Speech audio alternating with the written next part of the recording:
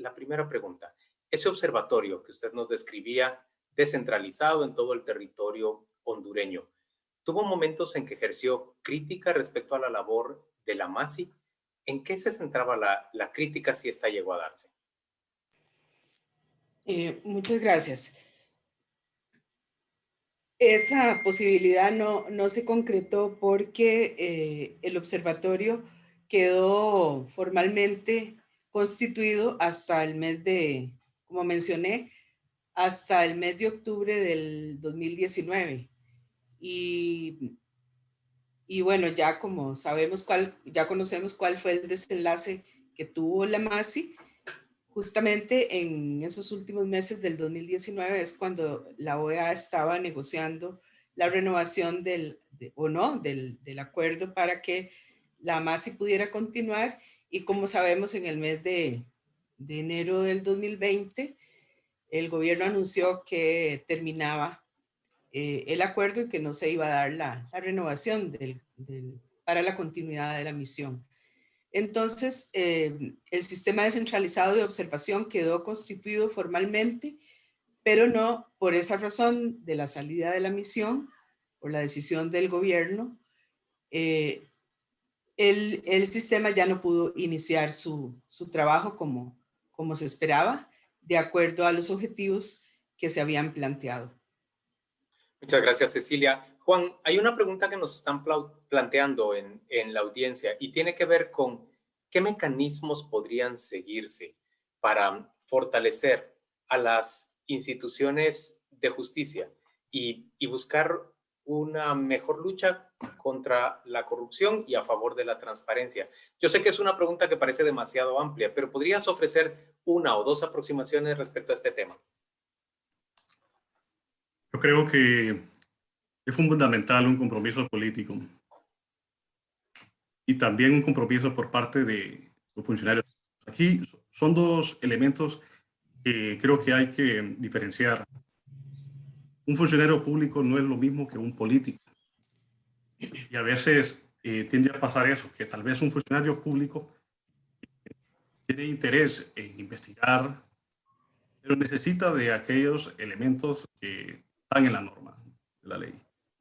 Y estos derivan de todos aquellos instrumentos que se ratifican a través del Congreso o de la Asamblea o del Parlamento. Entonces yo creo que ahí es cuando hay que buscar puntos de encuentro, porque en Honduras suele suceder que existen muchos operadores de justicia que tienen el deseo de ir en contra de la corrupción y la impunidad.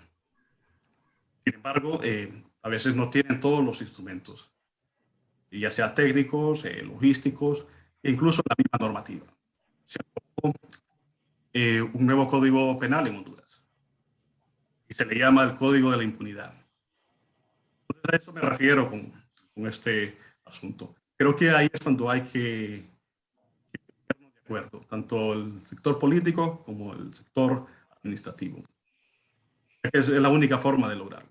Otras alternativas serían crear planes estratégicos entre todas las instituciones, incluyendo a las organizaciones de la sociedad civil, ya que ellos son muy importantes para nosotros. Hay muchas organizaciones que están en los departamentos, en los municipios, pero necesitan apoyo, necesitan orientación. Y esto solo se puede brindar a través de las instancias o a través de las instituciones más especializadas, ya sea la Procuraduría General de la República, Ministerio Público, Policía Nacional. Tenemos incluso un Consejo de Defensa y Seguridad presidido por el presidente. Entonces ahí es cuando han de tomar medidas para incorporar a todos estos grupos que actualmente se encuentran abandonados. En Honduras así se siente la ciudadanía, se siente abandonada por el Estado. Ya los intereses no son colectivos, sino persiguen el bien común. Al menos yo como hondureño así me siento. Muchas gracias Juan Carlos. Andy, ¿querrías abundar sobre esta pregunta que se plantea? ¿Qué puede hacerse en este momento para fortalecer la lucha contra la corrupción y abatir la impunidad en nuestra región, específicamente en Guatemala? ¿Ves alguna ruta para tomar?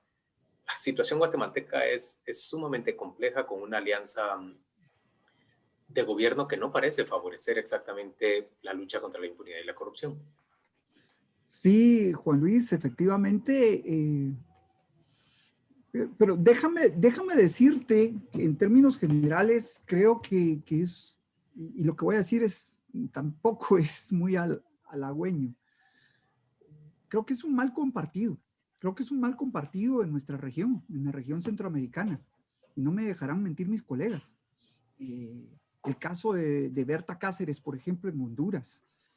Pero también tenemos casos que UDFEWA en Guatemala ha documentado ampliamente sobre esta persecución que se tiene, sobre esta criminalización y sobre los asesinatos que se tiene a personas que son críticas, ¿verdad? Y que reclaman derechos.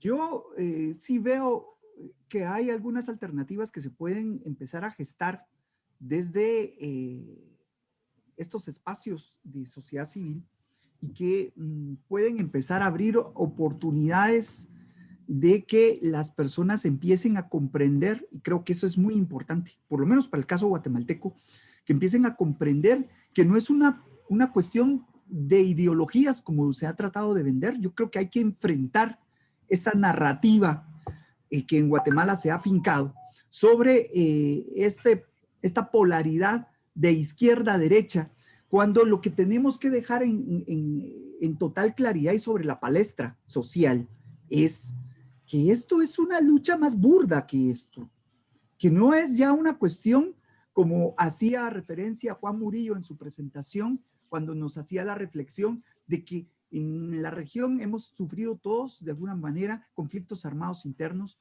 y una serie de golpes de Estado. No es solamente esto, Juan Luis, es un tema burdo de cleptocracia, es de buscar un beneficio económico por parte de las élites a las que hice yo relación en mi presentación. Por ejemplo, por parte de las élites económicas, por ejemplo, por las élites políticas o por el estamento militar que también se ha visto beneficiado.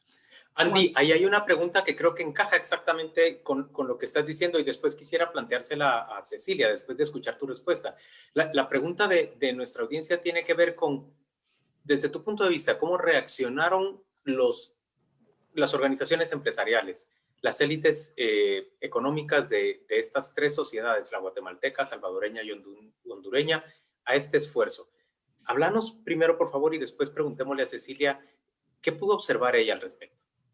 Gracias, Juan Luis. Pues definitivamente incluso hacer alianzas que eran impensables, así te lo planteo, alianzas que nos parecen un poco salidas de novela y una búsqueda de un reposicionamiento conservador a ultranza que pudiera ejercer la defensa de lo que ellos consideran sus legítimos intereses y que incluso se atreven a ubicar en un punto equidistante de la historia de cada uno de nuestros países. No es posible para ellos dos cosas fundamentales que en el caso guatemalteco fueron definidas por el parteaguas que fue CICIG. No es posible para ellos que se les aplique la ley al igual que al común. Primer elemento. Y segundo elemento, tampoco era posible que hubiera una afectación directa a la forma en que venían realizando negocios en nuestro país, en nuestros países en términos generales, muy acostumbrados al ejercicio monopólico. Y en este sentido, las afectaciones que pudieron significar las investigaciones llevadas a cabo, las denuncias que se han señalado, que se han presentado, eso es algo que no perdonan y que están tan cohesionados en ese punto, la mayoría, que no todos, pero la mayoría, que ha impedido que desde este sector, desde el sector agroindustrial de nuestros países, pueda haber tan siquiera la sana discusión de si es necesario una mejora en el combate a corrupción e impunidad para que ellos mismos mejoren económicamente. Porque hoy por hoy, en el caso guatemalteco al menos, el país se sostiene, Juan Luis, honestamente y en gran medida por las remesas de nuestros coetáneos que se han tenido que ir fuera del mismo. Y entonces, cerca del 14% del Producto Interno Bruto, eso es lo que representa el aporte anual de los migrantes guatemaltecos en Estados Unidos. Más de alrededor de 3 millones de guatemaltecos, fíjate, allá en el país del norte. Y entonces, lo que yo cuestiono es este reposicionamiento que hemos podido atestiguar y ojo, incluso lo celebran, Juan Luis, lo celebran que ya no hayan voces críticas o que se tengan que callar esas voces y celebran, por ejemplo, los procesos de criminalización de la protesta social y celebran, peor aún, cuando suceden casos, y ahorita menciono rápidamente el incidente del caso nefasto del mal llamado hogar seguro, por ejemplo. Hasta eso fue celebrado en el caso guatemalteco en 2017 por estos sectores. Andy está hablando de un incidente espantoso que ocurrió hace 3 años en Guatemala, que fue el incendio adentro de un hogar del sistema de hogares de acogida a niños en riesgo del estado guatemalteco. 42 niñas murieron quemadas en ese incendio.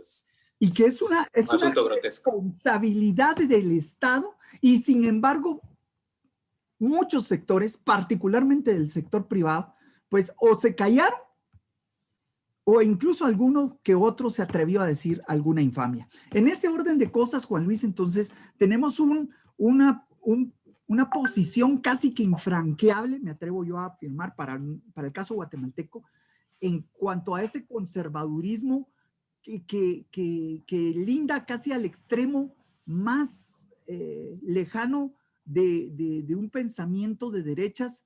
Hay una revitalización y un revisionismo histórico incluso que apunta a que las grandes masacres ocurridas, por ejemplo, durante el conflicto armado interno, hay algunos que las niegan y hay otros incluso que las justifican. En ese orden Andy, hay un reposicionamiento. Yo ahí lo dejo, Juan Luis, para la siguiente participación. Gracias. Cecilia, le está preguntando de manera directa, ¿cómo fue la relación con el sector privado en Honduras? ¿Y cuál fue la percepción que se construyó desde la Maqui hacia el sector privado y viceversa? Bueno, yo diría que era una situación que tenía matices diferenciados en el sentido de que había parte del sector empresarial de Honduras que mantenía una posición de escepticismo y de no colaborar tan abiertamente con las actividades de la misión.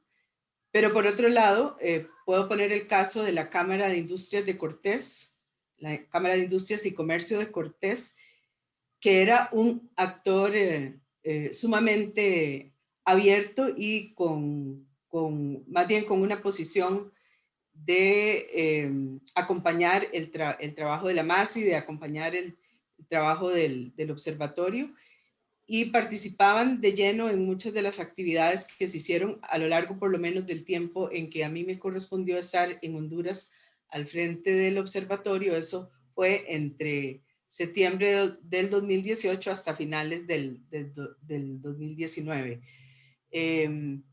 Con representantes del COEP, que es la entidad gremial de mayor peso en Honduras, siempre fueron muy atentos y muy abiertos para recibirnos y por lo menos escuchar los planteamientos de la labor que iba a desarrollar el observatorio, pero a la hora de participar presencialmente en las actividades que llevó a cabo el observatorio, que fueron bastantes a lo largo del 2019, ya no fue posible contar con la presencia de representantes del COEP.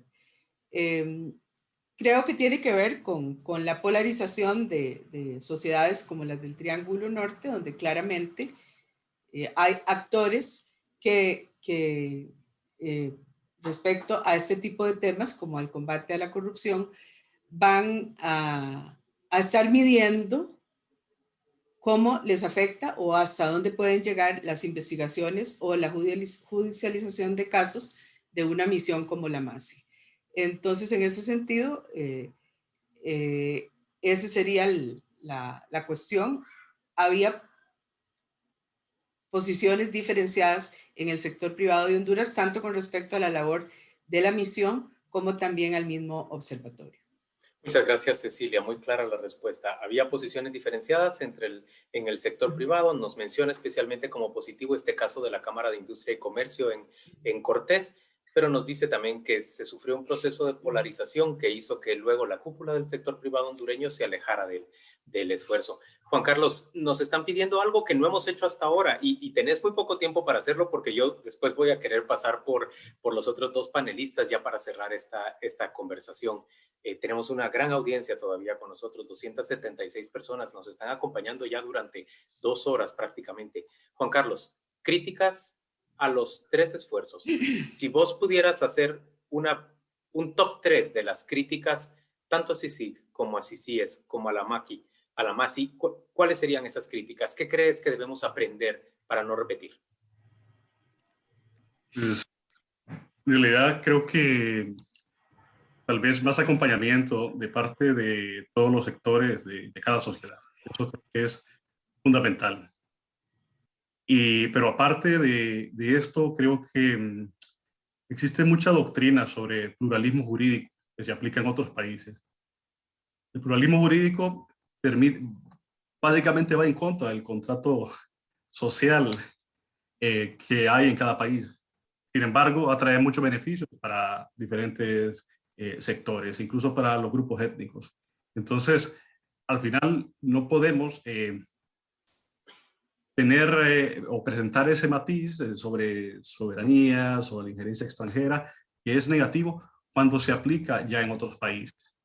Incluso podemos mencionar el caso de España, que tenemos el caso de Gibraltar, me parece, que viene a ser una ciudad inglesa dentro del territorio español, correcto, y al final aplican muchas de sus normativas de ese país dentro de España. Entonces, al final, el derecho pues, es cambiante y evoluciona. Entonces, a veces hay ciertos sectores que tienen ese recelo sobre este tipo de entidades.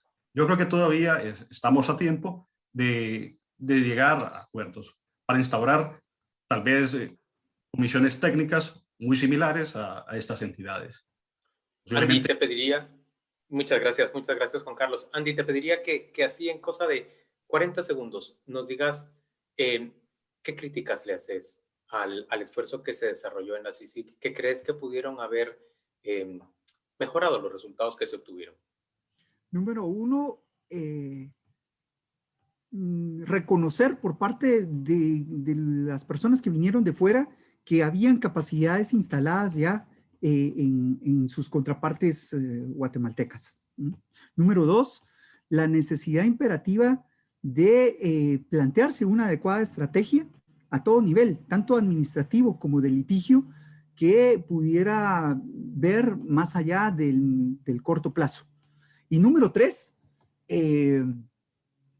una pertinente estrategia de comunicación que no se logró gestar y que no pasaba por ejemplo, hacer conferencias de prensa. No me refiero a eso, ¿verdad? Entonces, creo que esos 3 puntos son cuestiones que nos quedaron a deber y que deberíamos de aprender un poco al respecto. Gracias. Muy valioso, gracias Andy. Cecilia, le corresponde a usted cerrar este evento. Si usted tuviera que hacer críticas sobre el esfuerzo de lucha contra la impunidad y la corrupción en América Central, en concreto en Honduras, ¿cuáles serían las 3 críticas fundamentales que haría?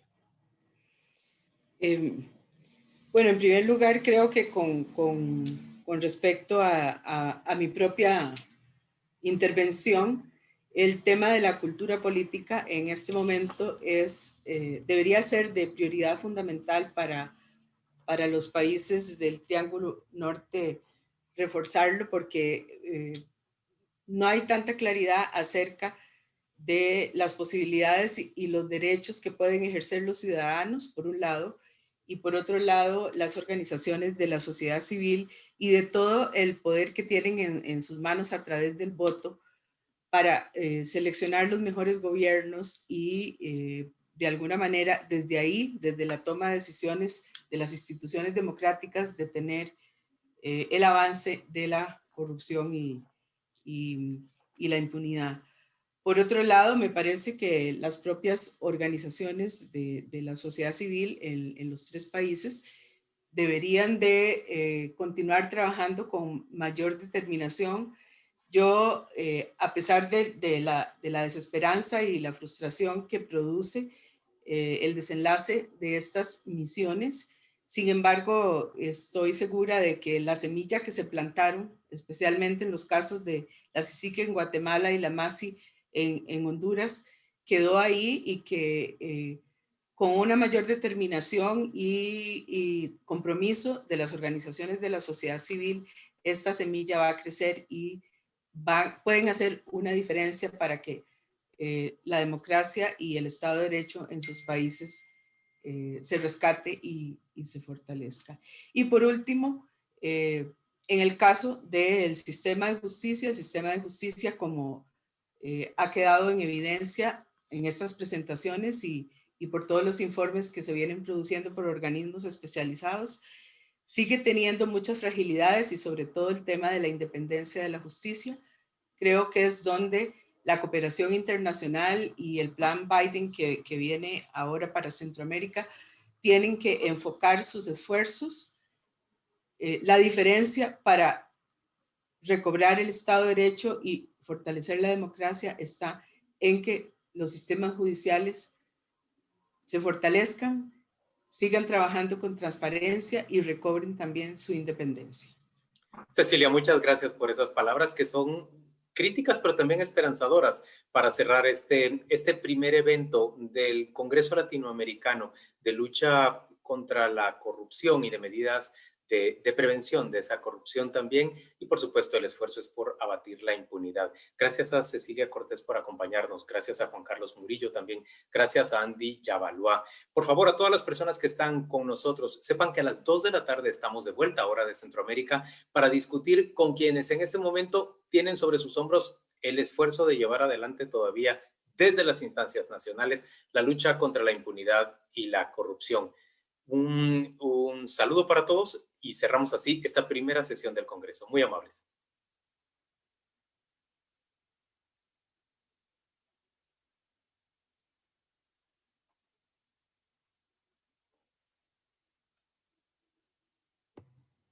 Gracias de nuevo, Juan Luis.